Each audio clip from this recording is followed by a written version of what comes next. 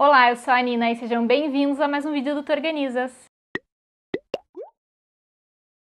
Uma cor colocada em uma parede que pega bastante luz vai parecer muito mais clara do que ela realmente é. Uma tinta colorida passada em uma parede com textura fará com que a cor pareça mais escura. A cor em contraste com o branco dará mais destaque e também parecerá mais escura. E é sobre isso que a gente vai conversar hoje, sobre misturas de cores. Como escolher, como consertar aquela cor que você comprou errada e como fazer sua própria cor. Vou começar falando para vocês sobre as cores neutras, que são aquelas que passeiam entre o branco e os tons de cinza. São consideradas cores neutras também os tons de bege e são cores com pouca energia e baixa intensidade, ou seja, elas são mais claras e mais opacas. A princípio é uma escolha mais segura, que dificilmente você vai enjoar, o que a longo prazo acaba sendo mais econômico, e a cor neutra ainda te dá a possibilidade de trazer o colorido para os objetos de decoração. Mas se é uma escolha segura, será que é possível errar na escolha das cores neutras? É sim, eu recebo muitos comentários do tipo: Nina, o cinza da minha parede não combina com o cinza do meu sofá, ou então comprei uma tinta cinza para pintar a parede e ficou lilás, e por aí vai. O que acontece é que quando a gente vai na loja de tinta,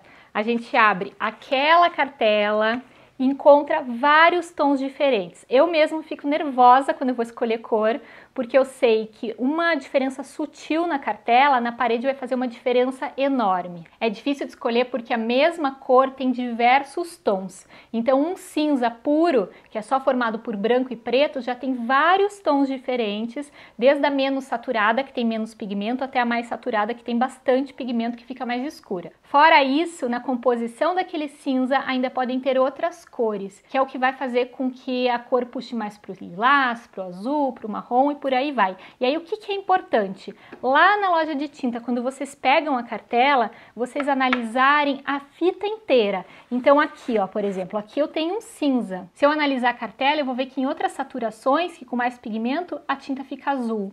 Ou aqui, por exemplo, com mais pigmento ela fica berinjela, roxinha. Então aí, analisando essa tirinha, é que eu vou entender para que lado o cinza vai puxar e ver se é isso que eu quero. E agora eu vou falar para vocês sobre a composição da tinta, o que vai ajudar vocês a entenderem como fazer e também como escolher na loja de tinta. Porque se você conseguir olhar para uma cor e entender como ela é composta, fica mais fácil de você escolher e saber o que você quer colocar na parede. A composição de uma tinta vai variar em 3 aspectos: saturação, que é a quantidade de pigmento colorido que você vai colocar; intensidade, que é a quantidade de preto que você vai colocar; e a possível inclusão de uma outra cor nessa composição. A saturação diz respeito à quantidade de pigmento que você vai colocar na base branca. E aí eu fiz um teste, coloquei tinta branca nesse potinho de vidro e fui aos poucos acrescentando pigmento de uma em uma gota.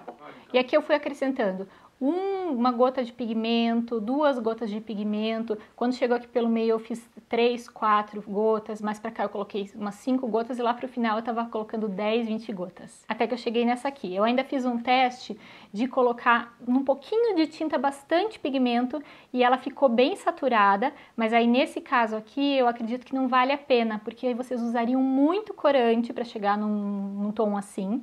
E também a indicação do potinho de corante é de você usar no máximo um potinho desse meio para cada lata de 3,6. Fora esse ajuste que vocês vão fazer na saturação, vocês podem fazer o ajuste na intensidade ou brilho, que diz respeito à quantidade de pigmento preto que vocês vão colocar na mistura. Então eu parti dessa cor final aqui e fui colocando preto.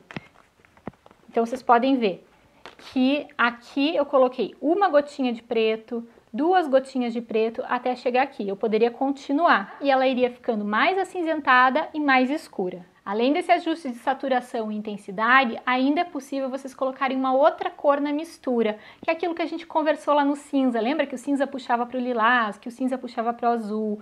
Qualquer cor também pode puxar um pouquinho para outra cor. Então, com o mesmo verde que eu estava trabalhando aqui, eu coloquei um pouquinho de marrom e ele ficou um verde aqui mais para musgo, um verde mais escuro, mais fechado. Coloquei um pouquinho de amarelo, ele ficou um verde mais para limão. Quanto mais amarelo você colocar, mais verde limão ele vai ficar. E coloquei um pouquinho de azul, que ele fica um verde azulado.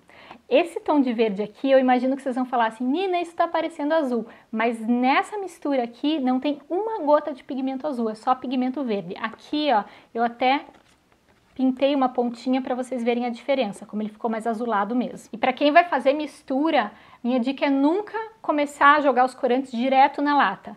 Pega um potinho, como eu fiz aqui, mistura, vai misturando aos poucos. Quando você acha que chegou na cor, pinta um papel sulfite, espera secar, pendura na parede onde você quer pintar com fita crepe para você poder analisar se aquela cor tá de acordo com a iluminação, tá como você quer. Uma coisa importante de se pensar é que algumas pessoas vão fazer a mistura a partir de uma base bege, no caso de já ter em casa e querer reaproveitar. Se vocês não partirem de uma base branca, vocês têm que tentar entender que pigmento que já existe naquela tinta que vocês estão usando. Então, por exemplo, na tinta com pigmento bege vai ter um pouco de marrom ali. Então, o que você colocar ali, como que vai reagir com esse marrom?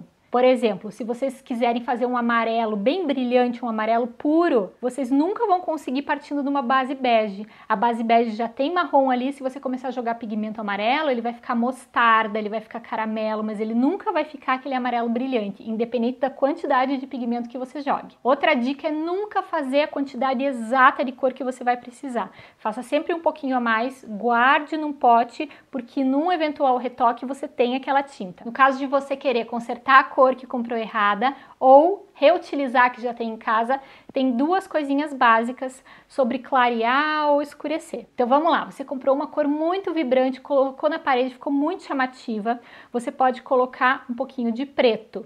O que o preto vai fazer? Ele vai misturar na base branca, que vai tornar cinza, então aquela cor vai ficar mais acinzentada, mais opaca e vai ficar mais confortável, não vai ficar tão cheguei. Se você quiser clarear uma cor, se você quiser clarear bem pouquinho, você pode ir colocando o branco naquela mistura.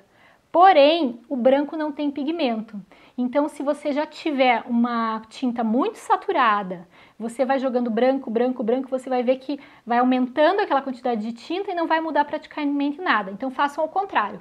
Peguem a base branca e vão colocando o colorido na base branca aos poucos. E aí sim você vai conseguir chegar no resultado que você quer. Agora, se você quiser alterar a cor, transformar um azul em roxo, um amarelo em verde, aí é importante vocês conhecerem as misturas básicas. E aí tem uma coisa importante de saber, principalmente para quem vai misturar cor, que as cores primárias não são o amarelo, o azul e o vermelho, são o azul ciano, o amarelo e o magenta. É só vocês olharem lá no cartucho da impressora de vocês que diz assim, CMYK, que o C é de ciano, que é o tom de azul, o Y é yellow, amarelo, M magenta e o K diz respeito ao preto. Então ali tem o que? Tem as 3 cores primárias e mais o preto, que vai conseguir fazer toda essa mistura que eu já falei lá no começo do vídeo para vocês. Mas por que eu não posso dizer que o vermelho é cor primária, já que eu aprendi na escola, todo mundo fala, todo mundo continua falando hoje em dia?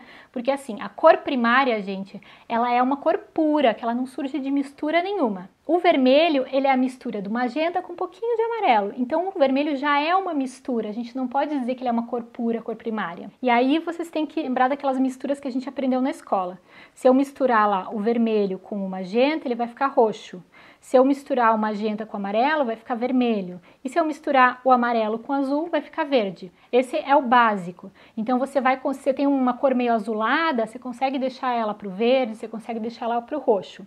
Só que se você tiver uma cor que já é secundária, por exemplo, você tem um vermelho ou um laranja ali, você não vai conseguir alterar essa cor. Você só vai conseguir deixar ela um pouquinho mais rosada ou um pouquinho mais amarelada. Se você pegar, por exemplo, um verde, você vai conseguir, como eu mostrei aqui, deixar o verde um pouquinho mais amarelado, que vai ficar um pouquinho mais limão, ou um pouquinho mais azulado. Você consegue mexer na tonalidade. Esses dias eu abri meu Instagram para vocês fazerem perguntas sobre cores. Todas as perguntas que vocês fizeram eu já incluí nessa explicação inicial, mas teve uma que eu não falei ainda, que é sobre o pigmento. Me perguntaram assim, Nina, o pigmento serve para qualquer tipo de tinta?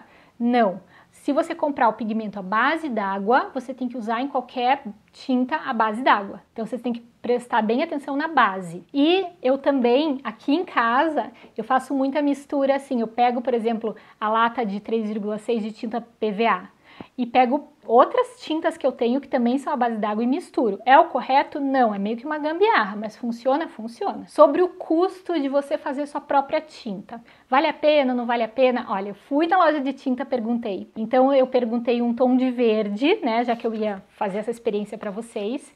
Ele saía pronto na máquina, R$ 159, se eu não me engano. E a base branca era 119. Cada corante era 8 e pouquinho. Então, vale a pena você fazer sua própria cor, a não ser naquela condição que eu falei para vocês, se vocês quiserem uma muito saturada, aí vale a pena comprar na máquina. E, gente, a tinta da máquina é a mesma coisa de você fazer a mistura em casa, porque até teve uma pergunta que foi assim, Nina, se eu fizer a mistura em casa, a qualidade de acabamento é a mesma? É a mesma, porque o que a máquina vai fazer? Ela já tem programado ali que a cor tal tem tantas gotas de amarelo, tantas gotas de preto, e aí a máquina faz a mistura, agita e pronto. É a mesma coisa que você vai fazer em casa, só que feito pela máquina. Eu espero que esse vídeo tenha ajudado a vocês entenderem um pouco mais sobre cada cor, que vocês consigam reaproveitar aí o que vocês têm em casa e principalmente que vocês consigam achar a cor perfeita, porque não tem nada mais frustrante do que a gente escolher e chegar em casa, colocar na parede, não é bem aquilo que a gente quer. Um vídeo mais técnico, mas eu espero que vocês tenham gostado. Muito obrigada por terem assistido, um grande beijo e até o próximo vídeo.